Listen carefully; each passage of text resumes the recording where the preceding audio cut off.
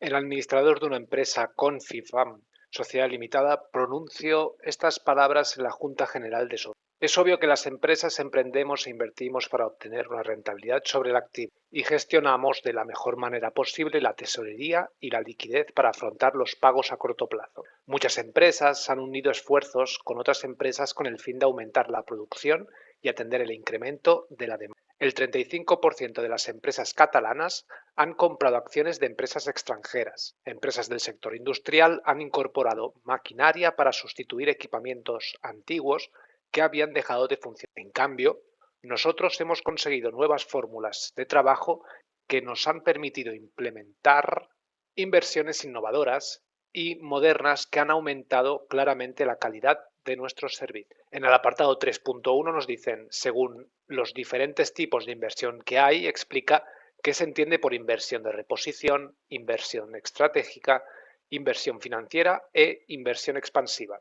A continuación, selecciona una frase del texto que identifique cada tipo de inversión.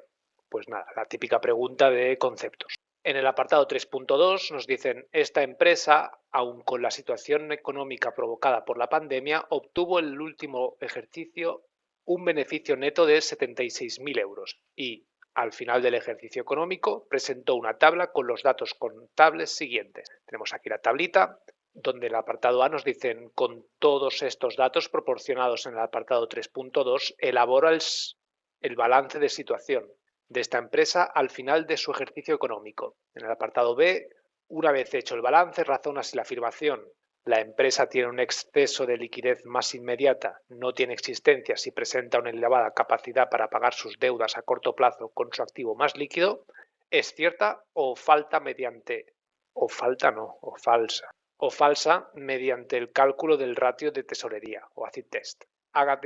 Y decid qué recomendación harías a la empresa. Bien, nos pedían en el apartado 3.1 que explicáramos esos tipos de inversión. Los tenemos ya aquí escrito y seleccionada la frase. Vamos brevemente y lo comentamos si es pertinente. Inversión de reposición son aquellas inversiones destinadas a cambiar el activo productivo viejo o que se ha roto por otro activo nuevo. Es ese tipo de inversión sin la cual la empresa muere de vieja. Necesita constantemente estar reponiendo la maquinaria que va quedando obsoleta. Nos fijamos aquí en esta frase de aquí, sería la que tendríamos que seleccionar. La empresa del sector industrial han incorporado maquinaria para sustituir equipamientos antiguos que habían dejado de funcionar. Tenemos aquí también inversión estratégica. Son inversiones que pretenden adaptarse a los cambios tecnológicos del entorno e incrementar la competitividad de la empresa, ya sea abaratando costes y o mejorando la calidad. Si pueden ser las dos cosas, pues mucho mejor. En el texto encontramos la parte que hace referencia a este tipo de inversión aquí mismo. En cambio, nosotros hemos conseguido nuevas fórmulas de trabajo que nos han permitido implementar inversiones innovadoras y modernas que han aumentado claramente la calidad de nuestros servicios. Tenemos luego la inversión financiera, nos piden. Estas inversiones se basan en comprar acciones o bonos para conseguir rentabilidad futura mediante dividendos o intereses. Es un tipo de inversión que, bueno, siendo prácticos, debería ser algo tangencial a la empresa. No tendría sentido que una empresa tenga muchos beneficios invirtiendo en otras empresas. Entonces, hazte un fondo de inversión. En esta parte de aquí, el 35% de las empresas catalanas han comprado acciones de empresas extranjeras. Bueno, pues esta frase de aquí haría referencia a este tipo de inversión. Finalmente tenemos la inversión expansiva. Son aquellas con las que podemos incorporar activos que nos permiten aumentar la capacidad productiva de la empresa. Sería esta parte de aquí. Dice, muchas empresas han unido esfuerzos con otras empresas con el fin de aumentar la producción y atender el incremento de la demanda. Veamos ahora el apartado 3.2. Nos pedían que, bueno, en el apartado A del 3.2 nos decían que hiciéramos un balance de situación con estos datos de aquí. Si echamos un ojo, pues bueno, en este caso nos vienen únicamente conceptos del balance de situación. Bien, pongo aquí una plantilla y a modo de repaso para ir interiorizando los conceptos, pues vamos a situar cada uno de los conceptos en cada uno de los apartados del balance de situación. Equipos para el procedimiento informático, activo no corriente, concretamente inmovilizado. Luego vemos elementos de transporte. Está aquí mismo, también en inmovilizado, en activo no corriente. Siguiente sería construcciones para la actividad productiva, también en inmovilizado. Aplicaciones informáticas, esta vez activo no corriente inmaterial. Y finalmente el mobiliario, que también es movilizado. Seguimos con el patrimonio neto y el pasivo no corriente, que lo pondremos en un mismo color, el verdito por ejemplo. Capital social, patrimonio neto. Deudas a largo plazo con entidades de crédito, si son a largo plazo, pues pasivo no corriente. Siguiente tenemos reservas, patrimonio neto y ya estaría. Seguimos con el activo corriente en azul. Tenemos los bancos, en el disponible, aquí, la caja, también del disponible.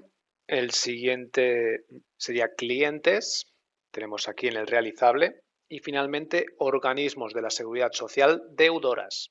Recuerda, aquí en este concepto de aquí nos dicen Hacienda Pública acreedora, mientras que aquí nos dicen organismo de la seguridad social deudora. Bien, cuando un concepto nos dice que es deudor, significa que nos debe a nosotros. Luego, eso formará parte del activo, mientras que si un concepto es acreedor, significa que le debemos nosotros y por lo tanto formará parte del pasivo.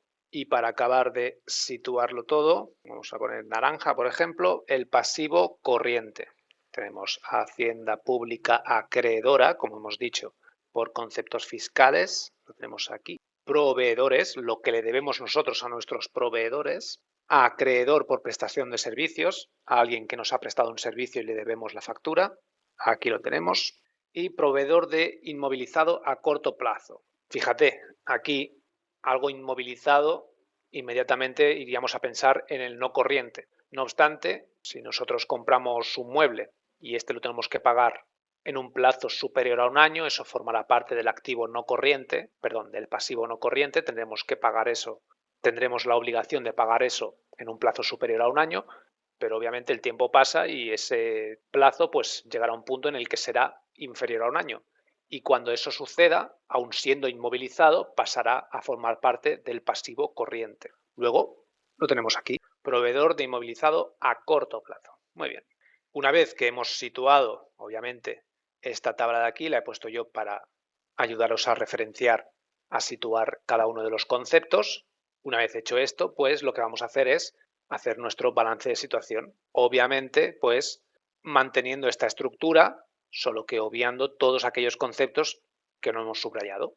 Y quedaría así. Simplemente es mantener la estructura que hemos visto aquí, obviando todo aquello que no hemos seleccionado. Y nos quedaría este balance de situación que tenemos que acabar de rellenar.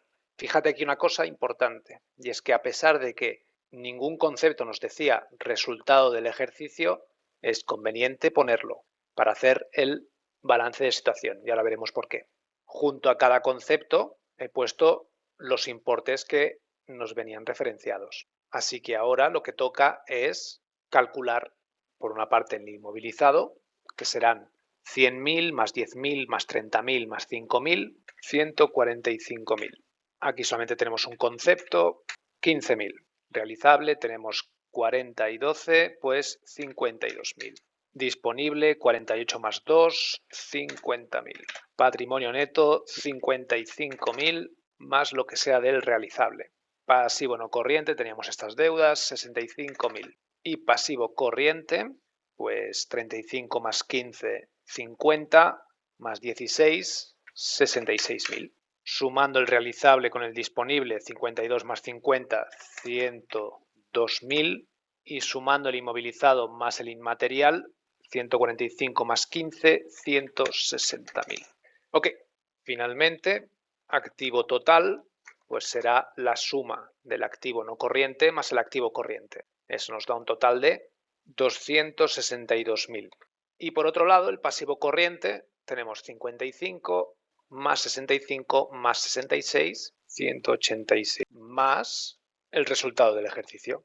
Bien, tenemos que saber una cosa muy importante, y es que el activo y el pasivo tienen que ser iguales.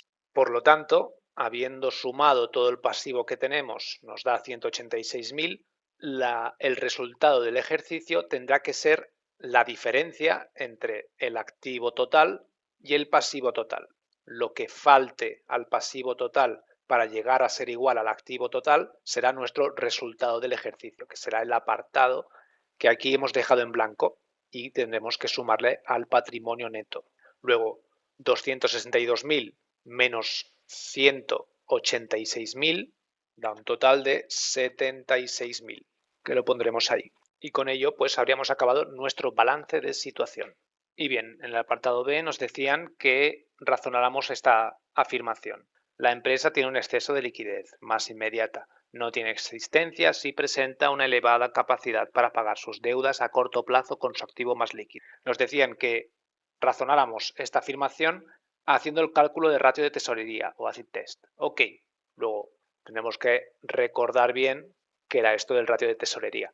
Os hago aquí una referencia a un vídeo muy rápido donde hacemos un repaso breve de los ratios de liquidez. Y por lo tanto, pues aquí no me voy a extender demasiado. Si no los tienes presentes, vas un segundo a ese vídeo, lo visualizas y vuelves. Luego, si has visualizado el vídeo, sabrás ya que el ratio de tesorería es disponible más realizable entre el exigible a corto plazo. Ok, pues hacemos esa misma cuenta. Obviamente, para hacer bien este ratio, toca hacer bien el balance de situación.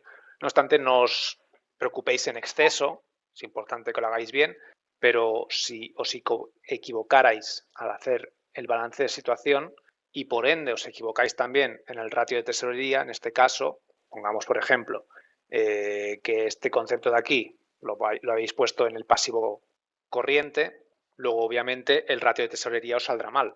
Ese fallo solamente os contaría una vez, no dos. Si hubierais hecho bien el ratio de tesorería, aun habiendo errado en el balance de situación, aquí os lo habrían puesto como bueno. Tenemos por un lado el disponible, que son 50.000, más el realizable, 52.000, y el pasivo corriente, 66. Hacemos esta cuenta y a mí me ha salido 1,55, ya redondeado. Por lo tanto, si has visto el vídeo sabrás que siendo esto superior a 1, significa que tenemos exceso de liquidez, tal y como la afirmación del apartado nos indicaba. La empresa tiene un exceso de liquidez más inmediata. Y por lo tanto, como recomendación, sería bueno que tomara activos del realizable y del disponible y los reinvirtiera en algún activo no corriente y así evitar pues tener activos en circulación ociosos.